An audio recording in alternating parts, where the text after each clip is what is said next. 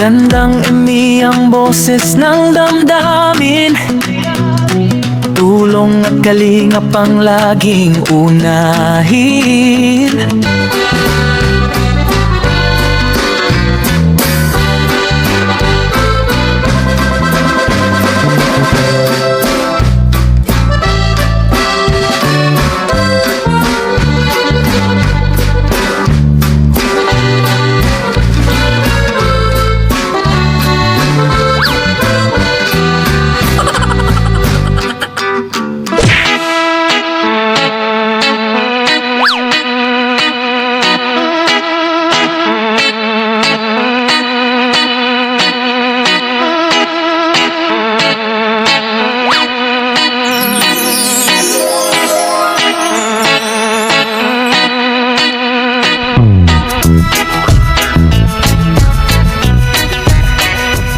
Ang sarap, madam. Yan. Ay, pag pang Miss Universe, gano'n.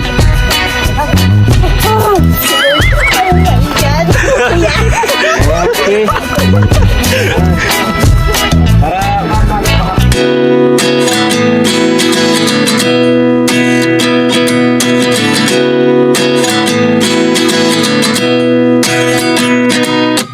At 29 and I find myself wondering what did happen to the last 10. I ran away with my life, fast forward, never turn back again. It's kind of funny that the more we pass time, the more we need to set the rewind. And I Po ng mga kalingap, nakakatuwa kasi sumakay sila ng kabayo, nagbihis sila ng igorot na damit, tapos yung lugar napakaganda no mga kalingap. Parang hindi kami nakapunta dyan sa lugar na yan, sa Baguio. Yung lugar na yan, hindi pa namin napuntahan. Ang napuntahan namin, yung isa, yung Kingstone ba yun? Yung basta iba yung napuntahan nila no mga kalingap. So, ang kulit ni Papa Joms, no? Kinukulit-kulit niya dyan si Carla, nag-post-post dyan si Carla. Tapos, nakakatuwa kasi talagang inaasikaso ni Papa Joms itong si Carla dyan, no? Ganda ng lugar, mga kalingap, at talagang pagdating dyan sa Baguio ay sobrang ganda. Talagang mag-i-enjoy ka. Nakita naman po natin na sobrang nag-enjoy po sila, no? So, ituloy pa po natin.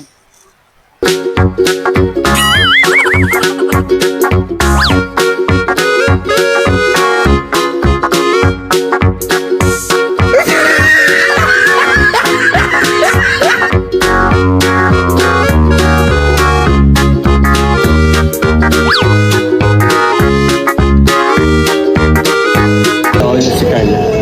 Libre niya rin si Tita Janet.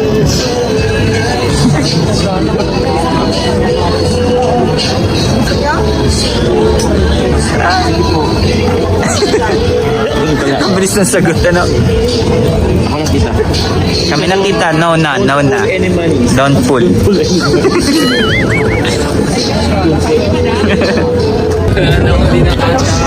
So, ibig sabihin, Carla, tuwing napunta kayo dito dati, lagi kayo nabili dito? Wala pa kayo kuya. Ah, siya? Paano mo nalaman na masarap talaga to? Na-search ko na sa TikTok. Solid?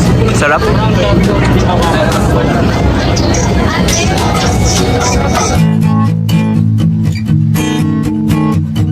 Andito po kami guys sa may mga strawberry farm.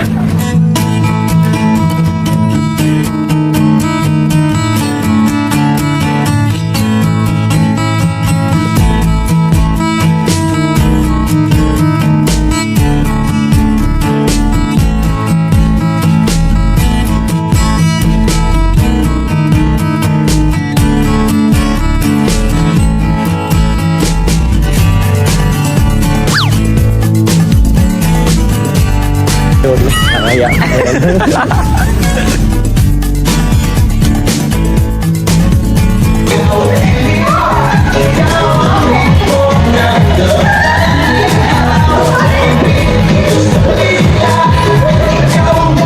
So, yan po, no, mga kalingap. Antukin pala talaga si Papa Joms, no?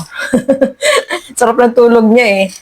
So, ayan, nakita natin na pumunta sila doon sa strawberry farm. No, nakarating din kami dyan sa strawberry farm. Maganda dyan. Maraming mabibilhan ng mga pagkain dyan. Palibot, yung mga pasalubong. Ang dami dyan mabibilhan, no. At, natawa ako, nagsasayaw pa sila Carla, no. Pati yung mga sponsor na mga kalingap. Nakakatuwa kasi yung banding nila talagang ilan-ilan lang sila. Talagang nasulit nila yung banding moment nila, no. Sa bandang ano naman, si Papa Joms, kain ng kain, no, di ba? So, nakakatuwa panoorin ng mga kalingap. Talagang yung enjoy nila sa pag-travel dyan ay talagang grabe, no. Sobrang ang saya ng kanilang banding moment, mga kalingap. Siyempre, yung mga sponsor ay talagang kasama nila na talagang nandiyan. Si Jomar, si Carla, ayan. Sobrang ano sila, no? Sobrang saya. Kasi kapag mga ganyan travel, talagang mag-i-enjoy ka dun sa mga lugar na mga pinuntahan nila, yung strawberry farm na yon. Ang daming pupunta po doon, yung tinuro na ni Papa Jones na yon. Doon nakatanim yung mga strawberry, no? Noong time kasi na pumunta kami dyan, hindi panahon ng strawberry. Kaya hindi kami nakaikot-ikot doon sa doon sa strawberry farm na yon. Pero meron din, pailan-ilan, pero hindi talaga siya yung time na yon na yung bunga ng strawberry. So ituloy pa po natin, mga kalingap. Kasi mawalay na yan. Siyempre naman kasi alam nga magbuntot ako sa inyo, iba naman ang bibiliin niyo. Ayan, bagay, hilutin ka na nga. Inilit naman ako Tita Jaya, bro. Pakadating inilit naman na yung ko. Tapos, naman ako Tita Colin ng thermometer. Thermometer, 36.6. So, silit pa lang siguro. So, feel ko nila, siya, bro? Gamot, bro, gamot. By Feel ko Jessic. kailangan ko lang ng talaga. Higapay niya. Na, lang siguro tawag niyan. Tapos nag-gym pa kami kanina. Oo nga. Pinilit ko Mga pa bida-bida kasi kasi, kayo eh. Di naman, kasi feeling ko kasi hindi tayo pinapawisan ng ilang araw dito. So, kailangan mag-burn ng fat. Kaso, na-burn nga, pinawisan. Matuyo din naman. Tuyo din naman agad. Bilis ako matuyo bro ng pawis, promise. Ikaw, pinawisan ka ba? Pinawisan ako, pero natin Hindi, si Philip, pinawisan ka pagtakbo. Nung pagtakbo ko okay naman, pinagpawisan naman ako. Pero hindi kagaya ng pawis ko sa daet. Wala yung sino na dito eh. O, tsaka, kailangan niyang yung bagong sapatos. Lagi natin dito. Pupansin ka. Sige na nga, dapat di ko na blilang. Mo eh. Ito ako yan. At saka usapan ka niya, Daddy Philip, sabihin natin yung mag-run or mag-gym, ganyan. Pagkagising ko, nauna na si Philip. Wala na. Umalis na agad dyan, bro. Nasa Mines Binayat agad. Kaya, ang sabi ko pa naman, Daddy Philip, kaya ba natin mag-drone? Yung mag-drone sana kasi before magabi, di ba? Hoy, hindi. Ikaw ang may dahilan ko bakit hindi natuloy ang drone. Natulog ka. Ito guys, ipa-flash ko sa screen kung anong nangyari kanina. Kung ba't hindi natuloy yung pag-drone. Kasi inaaya ko na kayo, nakaiga pa. Alam nyo guys, ang dami yung sa drone. Pauwi na talaga tayo bukas ng Bagyo po. Alisa tayo ng Bagyo bukas. Wala man lang kahit isang clip talaga bro. Meron naman sila ng isang clip na makukuha tayo kaso muntik pang mawala yung drone. Muntik pang masira. Mawawala yung drone. Bababa ka dun sa bundok. Bibili na lang ako. Installment na lang ulit ko. Tapos na yata yun eh. Tapos na. Ewan ko, baka pag matapos baka mawala din yung drone.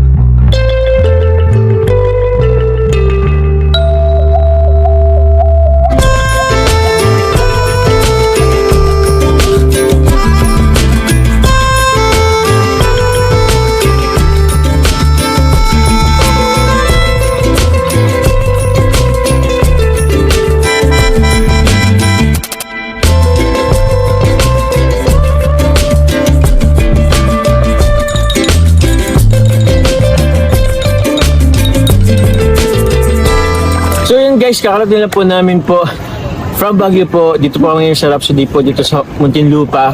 And pakatas lamang po ng aming mga gamit. Direkta baba na po kami dito sa swimming pool. Kasi hanggang 9 lang po ito ng gabi. So pumunta kami dito ng mga around 7:45 in the evening. Konting preparation, ay alas 8 bumaba na kami. 1 lang po kami dito. So sinusultan po namin itong gabing ito, nandito sa Rhapsody. Tapos si Carla. Sipon ka. Yung si Kevin na lang. Yun. Ito po yung ating homeowner. O si Donya. Of Team Israel. Mababaw? Oh, babaw mo lang. Malalim yun doon. Tara bro, tara bro. Wala. Good luck guys.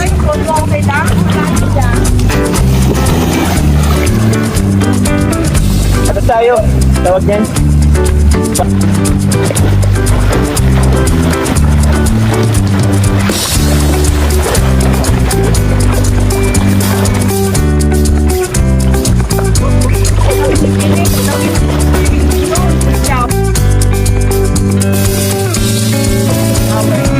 Natatawa ako sa ginagawa ni Carlo. Tingnan mo.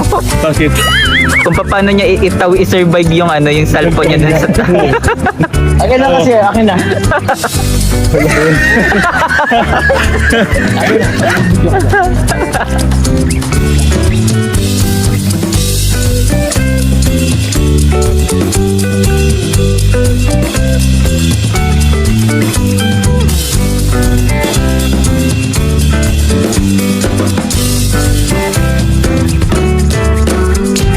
Bro, Philip. Dito ka lang maglangoy. Di ba di ka marunong maglangoy? Ito, sa pambabo nito bro. Hindi ka maganyan oh.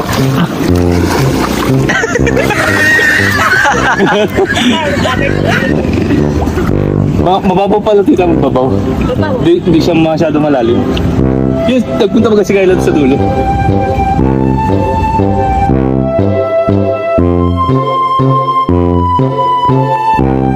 Kalingap, si Papa Joms ay sumakit yung ulo. Nilagnat pala siya.